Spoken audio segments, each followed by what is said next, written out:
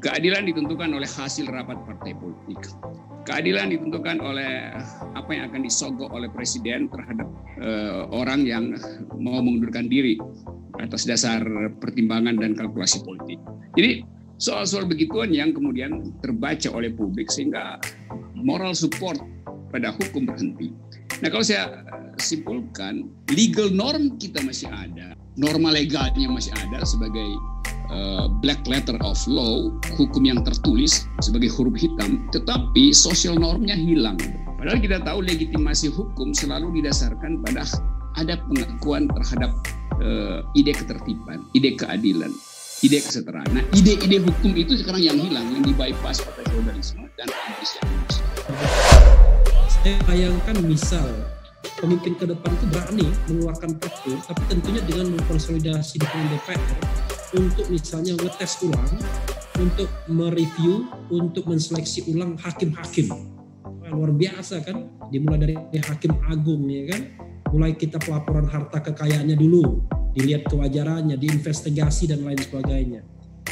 Termasuk juga penegak-penegak hukum lainnya. Nah ini kan butuh dukungan yang kekuatan-kekuatan revolusioner kan, kekuatan-kekuatan yang ingin melihat negara ini bersih. Saya kira barulah kita bisa keluar dari feodalisme hukum tadi dengan dan ketidakberdayaan aparat penegak hukum untuk menegakkan hukum yang sebenar-benarnya begitu.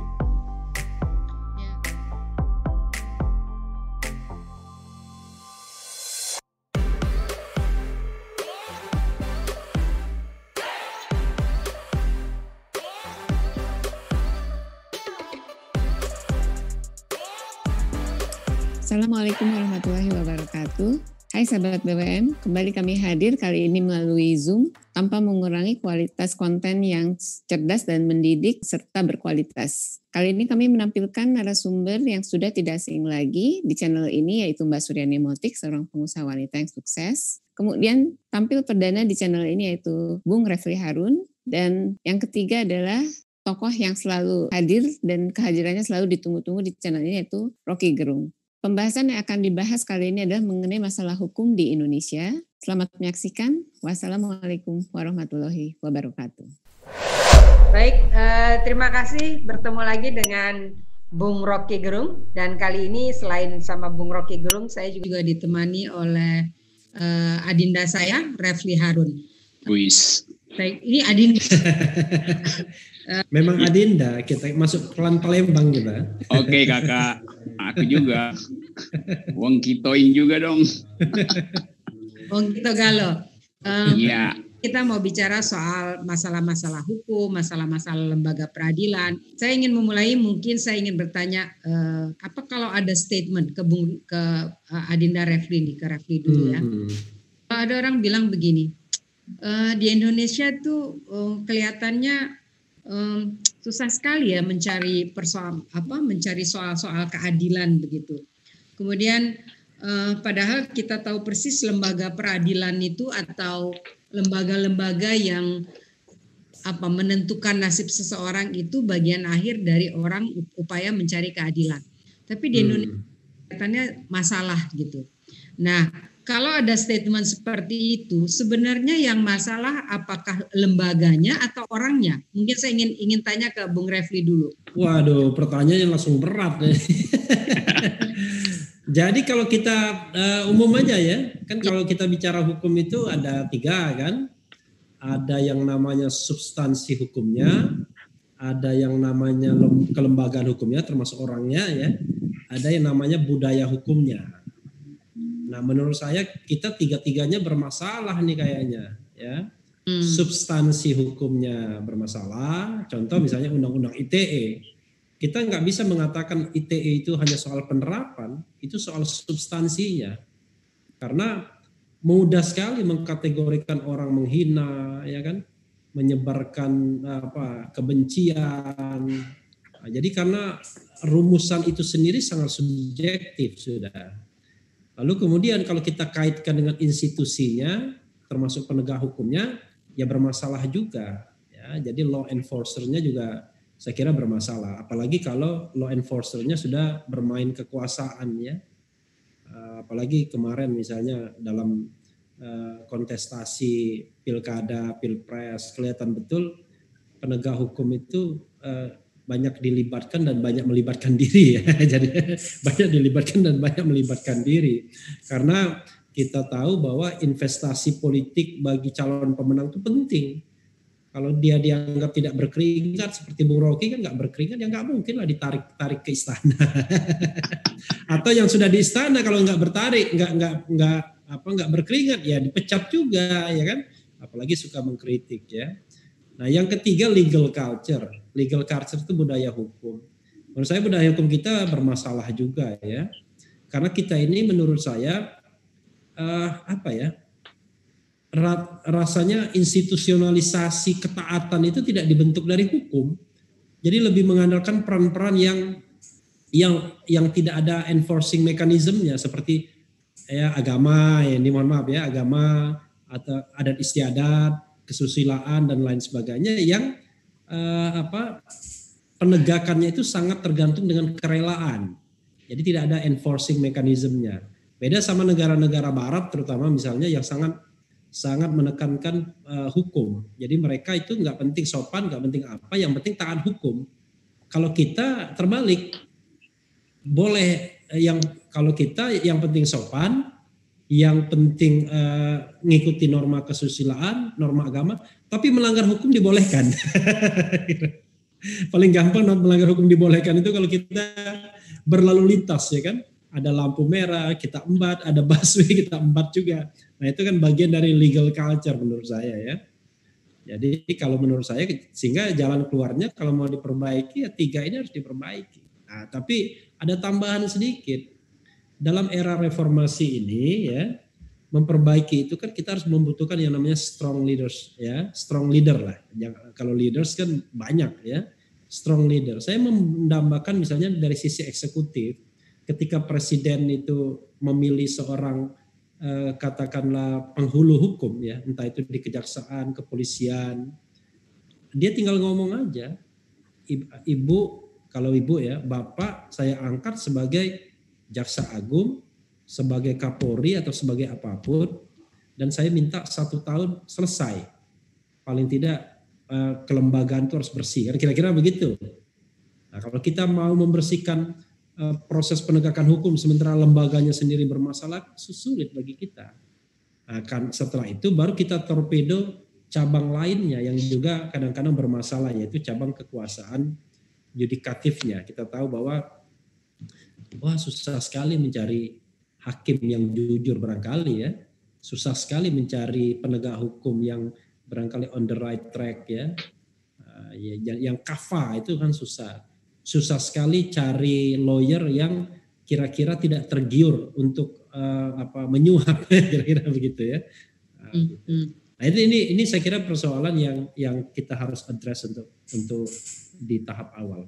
Begitu dulu Mbak Yani ya, sebelum nanti dinakali oleh rookie yang menggerung. Ya. Di antara 3 tadi yang dikatakan oleh Refli ya, ada budaya, ada institusi, ada esensi dari persoalan hukumnya itu sendiri. Hari ini yang terburuk yang mana ya? Dan apakah mereka 3 ini punya kontribusi yang sama yang terjadi di kita gitu? Dan harusnya bagaimana menurut Bung Rocky? Yang terburuk bagian culture tadi, karena akhirnya kita dikuasai oleh norma yang non hukum, namanya norma feodalisme. Jadi orang mencari rasa aman di dalam feodalisme. Salah satu bentuk feodalisme hari ini adalah dinasti dalam politik, itu feodalisme. Feodalisme tertinggi. Jadi kita ingin ini ngomong Phil Walcott ya. Phil Walcott atau soal hukum ini? Hukum Phil Walcott. Nah, saya kira betul diterangkan secara mapping yang lengkap oleh Rafita di variabel-variabelnya. Nah, variabel culture itu yang saya kira hari-hari ini menjadi contoh buruk dari penegakan hukum. Jadi hukum tidak ditegakkan atas basis keadilan, tetapi atas basis feodalisme itu.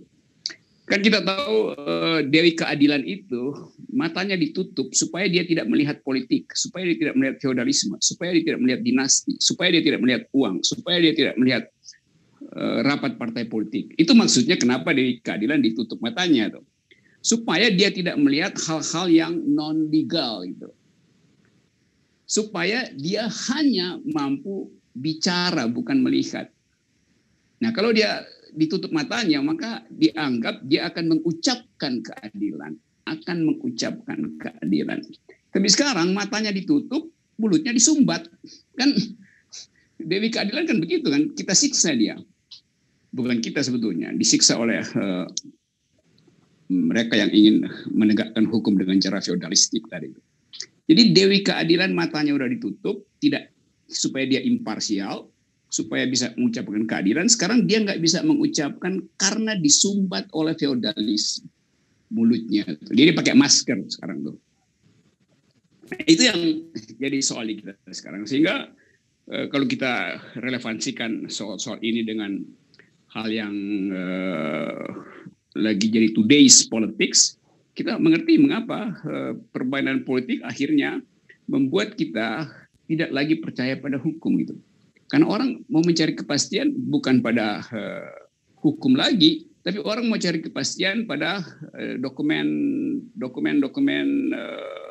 yang dikeluarkan oleh institusi dalam upaya untuk menutupi kejahatan. Keadilan ditentukan oleh hasil rapat partai politik. Keadilan ditentukan oleh apa yang akan disogok oleh presiden terhadap orang yang mau mengundurkan diri atas dasar pertimbangan dan kalkulasi politik. Jadi soal-soal begituan yang kemudian terbaca oleh publik sehingga moral support pada hukum berhenti. Nah, kalau saya simpulkan, legal norm kita masih ada, norma legalnya masih ada sebagai black letter of law, hukum yang tertulis sebagai huruf hitam, tetapi social normnya hilang itu. Padahal kita tahu legitimasi hukum selalu didasarkan pada ada pengakuan terhadap ide ketertiban, ide keadilan, ide kesetaraan. Nah, ide-ide hukum itu sekarang yang hilang, yang dibypass oleh feodalisme dan ambisi-ambisi politik. Saya kira itu, Mbak Yani. Ini menarik sekali ya.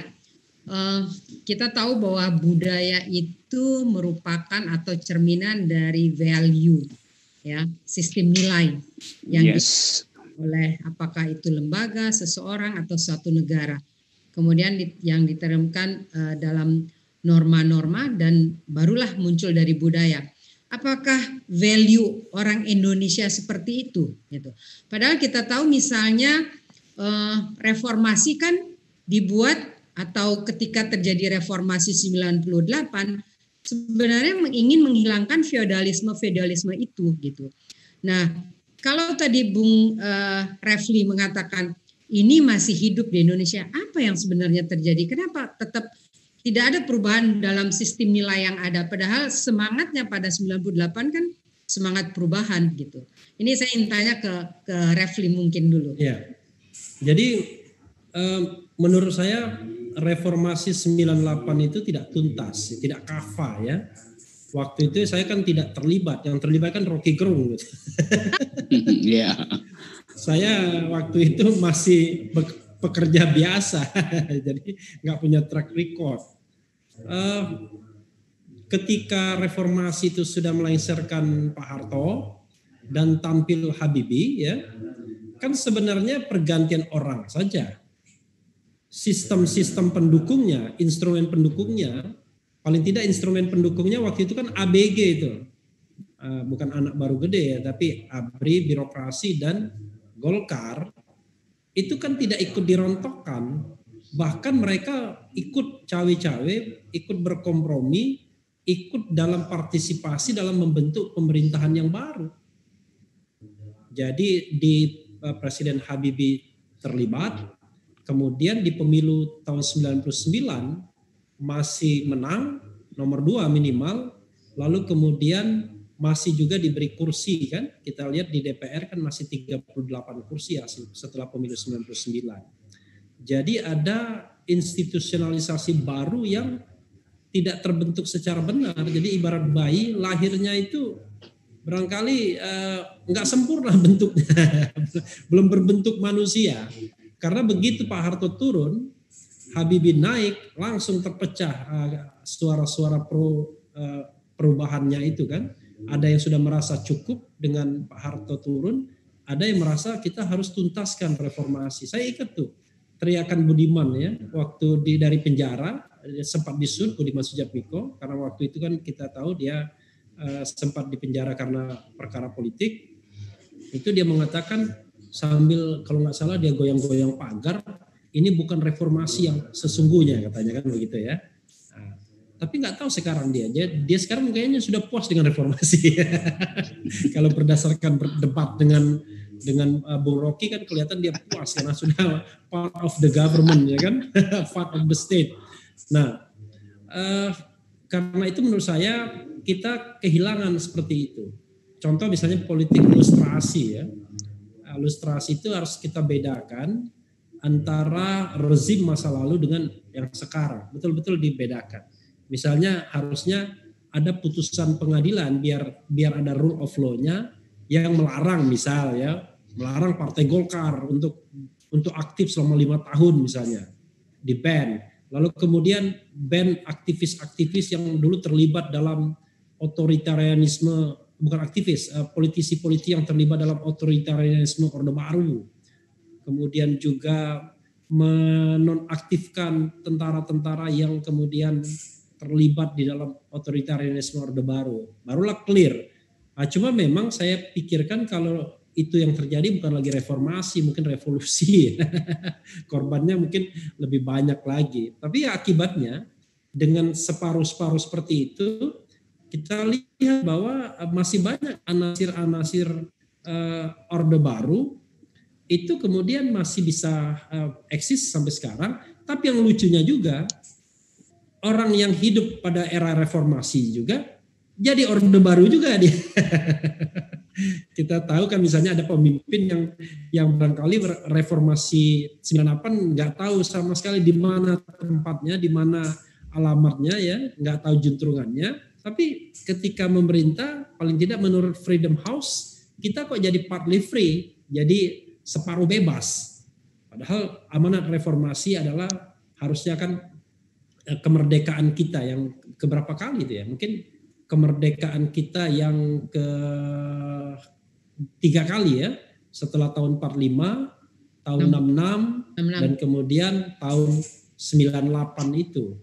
Tapi ternyata tahun 45 kita hanya declare independent, tapi kan institusi-institusi politiknya belum sempurna, bahkan Bung Karno pada waktu itu ingin menjadikan PNI seperti partai tunggal, untung dicegah itu Syahrir, Hatta gitu ya. Lalu kemudian tahun 66 ternyata kita terjebak pada gelombang yang sama yang kita kritik. Tahun 98 rasanya masih ada demokrasi walaupun partly free. Karena itu menurut saya memang momentum 2024 harus direbut. Salah satunya ya penghilangan presidensial threshold. Nah, mudah-mudahan kalau lahir pemimpin yang berani, yang kemudian seperti Rocky Gerung gitu kan, jadi tidak hanya reformasi di bidang politik, kepartaian dan lain sebagainya, tapi yang penting reformasi secara kafah di bidang hukum. Saya bayangkan misal pemimpin ke depan itu berani mengeluarkan perpu, tapi tentunya dengan mengkonsolidasi dukungan DPR untuk misalnya ngetes ulang, untuk mereview, untuk menseleksi ulang hakim-hakim. Wah, luar biasa kan, dimulai dari hakim agung ya kan, mulai kita pelaporan harta kekayaannya dulu, dilihat kewajarannya, diinvestigasi dan lain sebagainya. Termasuk juga penegak-penegak hukum lainnya. Nah ini kan butuh dukungan yang kekuatan-kekuatan revolusioner kan, kekuatan-kekuatan yang ingin melihat negara ini bersih. Saya kira barulah kita bisa keluar dari feodalisme hukum tadi dan ketidakberdayaan aparat penegak hukum untuk menegakkan hukum yang sebenar-benarnya begitu. Ya, saya sekarang kepengen ke Bung Rocky. Oke. Saya mau lanjut statementnya Refli. Refli bilang tadi bahwa memang reformasi kita belum tuntas gitu. Dan memang kita akui juga tokoh-tokoh yang lahir di setelah atau pada saat reformasi kita tidak melihat lebih baik. Bahkan beberapa orang mengatakan even worse gitu loh. Baru ada order, sekarang tidak ada order. Kemudian Refli juga bilang peran leaders itu sangat kuat gitu. At least kalau sistem kita belum bisa merubah, leaders juga bisa membentuk atau mengarahkan satu sistem tersendiri gitu. Dan disebutkan 2024. Nah, saya ingin tanya, bagaimana pikiran Bung Rocky tentang ini gitu? Ini udah kayak ujian disertasi. Berat betul. Untung saya menulis disertasi dengan pengalaman soal reformasi. Ya, waktu reformasi ini bagus juga karena diingatkan ulang, karena banyak orang yang lupa apa yang terjadi pada reformasi. Waktu reformasi, saya dosen di Universitas Indonesia itu, mengajar filsafat politik, mengajar teori ekonomi, mengajar lingkungan filsafat, macam-macam gitu. Jadi yang saya ajarkan itu bertentangan dengan apa yang dilakukan Orde Baru. Jadi ada alasan secara akademis untuk demonstrasi waktu itu. Dan udah itu peristiwa udah berlangsung. Saya bawa mahasiswa saya demonstrasi di Semanggi itu. Bertemu di situ dengan juga dosen FEUI yang namanya Khatib Basri, jadi Menteri Keuangan tuh. Dia juga ikut demo dulu tuh. Jadi kita ke Semanggi demo, sama-sama kita bawa mahasiswa. Lalu dikepung oleh Brimob waktu itu, kita kabur ke gedung parkir Atmajaya dan diuber oleh Brimob. Der. Kita nggak bisa bedain itu peluru tajam apa peluru hampa atau peluru karet. Tapi karena kita ingin menghindar, kita lompat tembok di belakang Atmajaya. Dengan harapan di belakangnya itu adalah jalan. Ternyata got, gorong-gorong, jadi masuk ke gorong-gorong di situ. Jadi kita lompat, ya udah selesai. Ya saya mau terangkan itu sebagai ilustrasi bahwa kampus secara intensif mendorong reformasi. Diolah di diskusi-diskusi di kampus. Nah itu udah kita tahu. Nah pada waktu reformasi ada dua pilihan. Reformasi total atau reformasi damai. Jadi mereka yang terlibat di dalam reformasi tahu bedanya, ada yang pakai banner reformasi total, ada yang pakai banner reformasi damai itu. Nah, reformasi total menginginkan seluruh infrastruktur Orde Baru dibongkar tadi yang diterangkan oleh Refli. Nah, yang terjadi tidak total sebetulnya, tetapi damai. Dan itu yang kita tahu negosiasinya di Jalan Cendana segala macam, dan akhirnya yang kita peroleh sebetulnya bukan reformasi tapi restorasi itu. Karena sekedar memperbaiki beberapa skrup yang agak longgar. Nah kita ingin sebetulnya di dalam kan tahun 90-an semua kita di universitas belajar tentang apa yang disebut transisi menuju demokrasi. Amerika Latin, Filipina, Korea, negara-negara bekas Berlin. Jadi kita belajar tentang teori demokrasi, teori transisi. Nah, kata transisi menuju demokrasi itu sebetulnya adalah dua langkah. Langkah pertama, keluar dari sistem otoriter, lalu masuk ke sistem demokrasi itu. Keluar dari dan masuk ke. Nah, kita sampai sekarang baru keluar dari sebetulnya, belum masuk ke itu. Kenapa? Karena tadi Refli betul, elemen-elemen dari otoritarianisme carry over ke dalam sistem yang sekarang tuh.